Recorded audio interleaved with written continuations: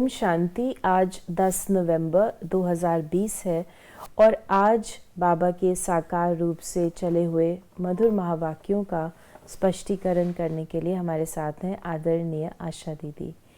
ओम शांति दीदी। ओम शांति।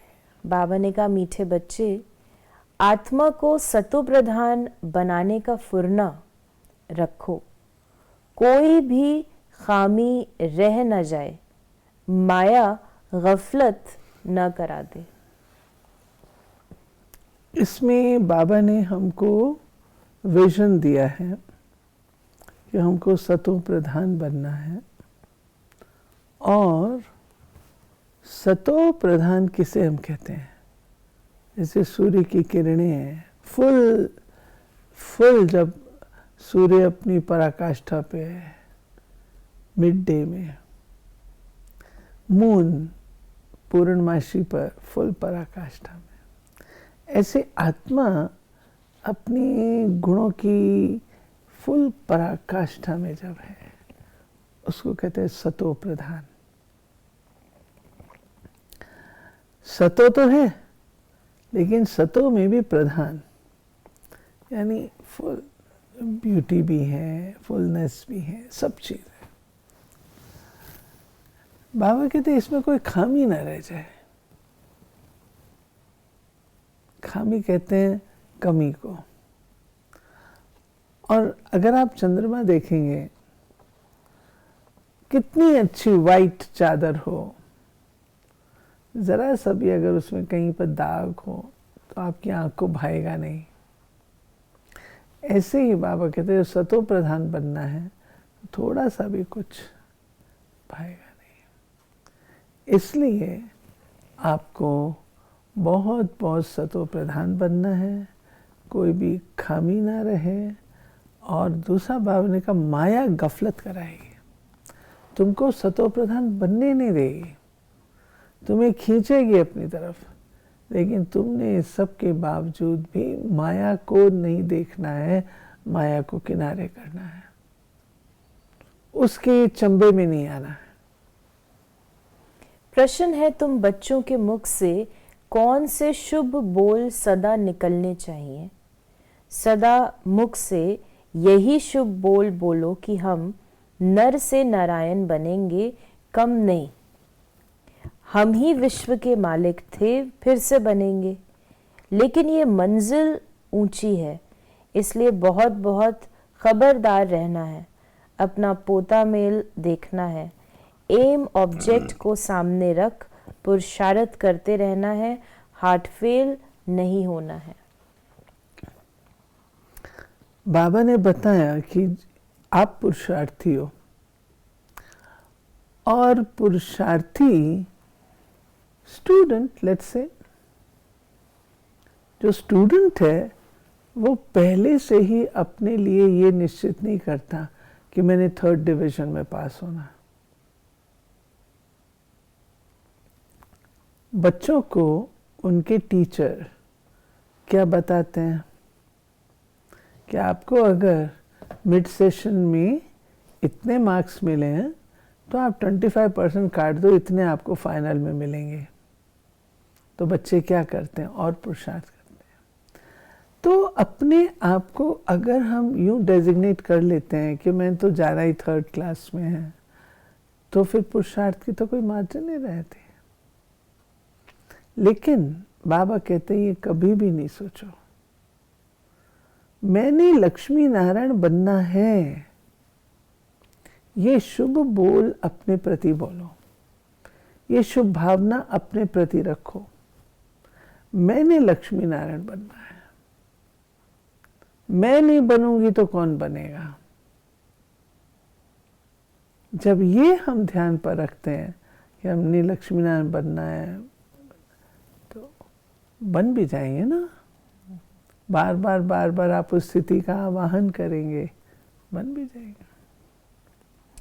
तुमको अभी ये स्मृति मिल रही है, हम आत्मा है, हमारा बाप हमको पढ़ाने आते हैं, हम भी कर्मेंद्रियों द्वारा पढ़ते हैं। बाप भी कर्मेंद्रियों का आधार ले इन द्वारा पहले पहले ये कहते हैं, बाप को याद करो। बाबा कहते हैं कि मैं यही एक बात कहता हूँ कि बाबा को याद करो, शिव बाबा को याद करो, क्योंकि वही दाता है और दाता को याद करने से ही प्राप्ति है। इधर उधर बुद्धि को भटकाएंगे तो थकावट भी होगी और हाथ भी कुछ नहीं आएगा। इसलिए मुझ पिता को याद करो जो मैं सर्व गुणों का सागर हूँ। बाबा ने ये भी कहा कि देह के सर्व संबंध त्याग अपने को आत्मा समझो। ये देह के संबंध पहले नहीं थे। तुम आत्मा यहाँ आती हो पाठ बजाने। हम आत्माएं अपने ओरिजिनल रूप में, बिंदु रूप में, निराकारी रूप में, अशरीरी रूप में परम धाम में रहती हैं। वहाँ किसी का काका चाचा मामा बैठा है,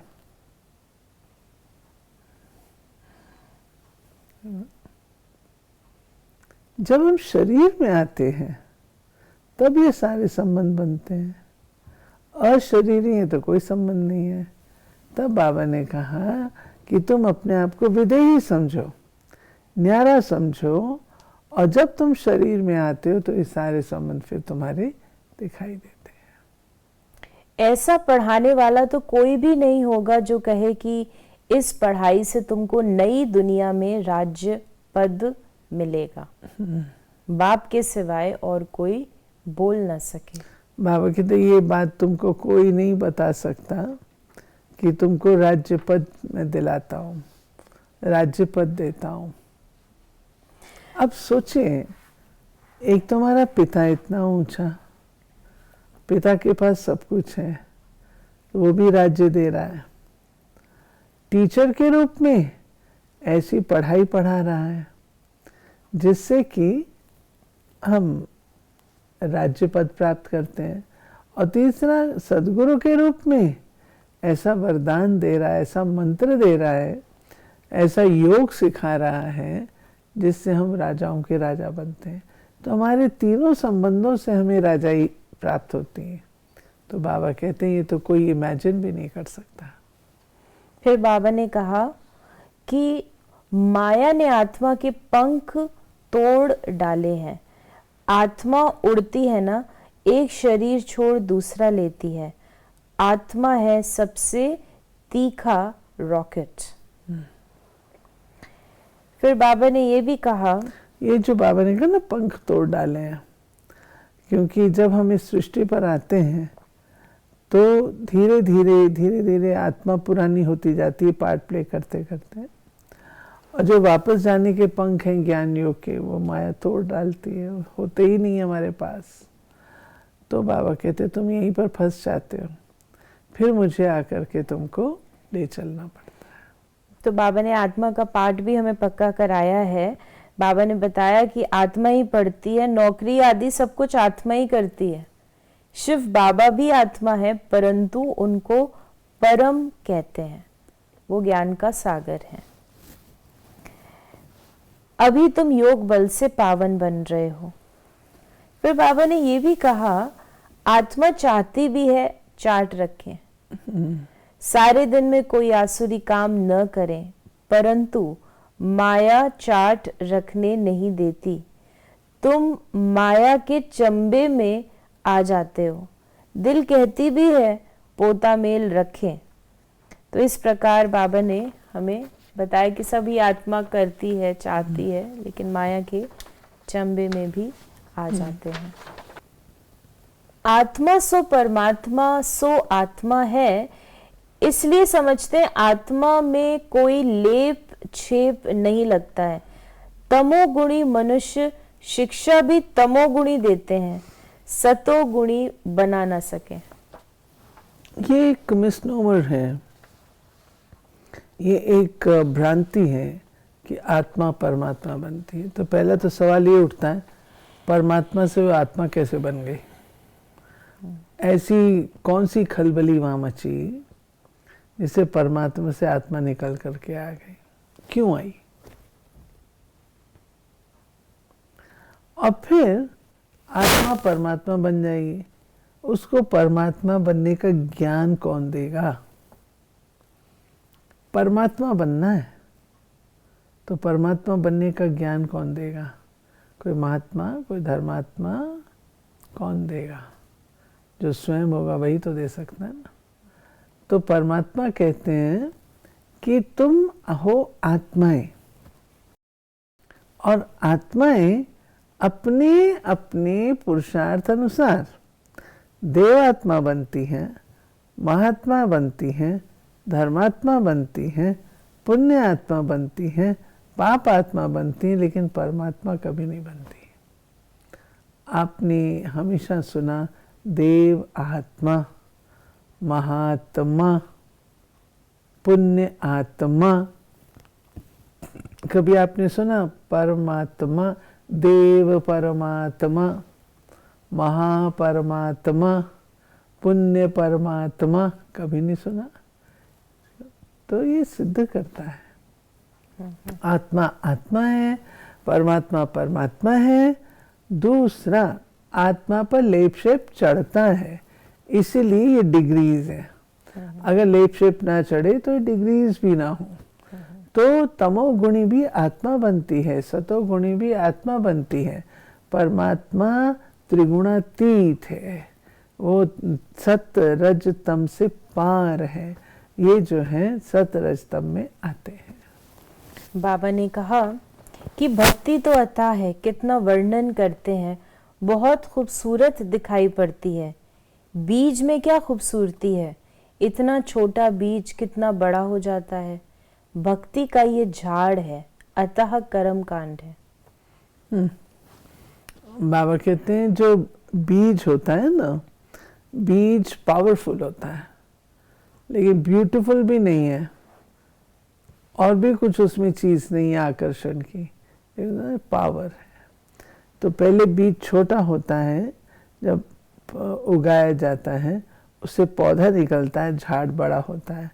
तो कोई भी धर्म की आत्मा आती है, वो बीज सदृश है, आती है, अपने धर्म की स्थापना करती है, वो झाड़ वृद्धि को पाता है, और उसके बाद फिर बीज में परिवर्तित हो जाता है। भल तुम कहते हो नर से नारायण बने थे, परंतु विश्व का मालिक बनना, उसमें राजा रानी और डेटी डायनेस्टी सब है। उनका मालिक राजा रानी प्रजा सब बनेंगे। इनको कहा जाता है शुभ बोलना। फिर बाबा ने कहा अगर सर्विस नहीं करते तो समझना चाहिए हम प्रजा में चले जाएंगे। अपनी दिल से पूछना चाहिए अगर अभी हमारा शरीर छूट जाए तो क्या पद पाएंगे। बाबा कहते हैं कि अभी अगर शरीर छूटे तो क्या पद पाएंगे। बाबा कहते हैं मैं बता सकता हूँ, लेकिन मैं बताता नहीं हूँ, नहीं तो हार्ट फेल हो जाएंगे कि हम ये पद जाके पाएंगे। इसलिए बाबा कहते हैं ये संगम युग पूरा पुरुषार्थ करते रहो प्रेम से, और फिर जो है तुम बच्चे अंत में सारे रिजल्ट आउट होता है।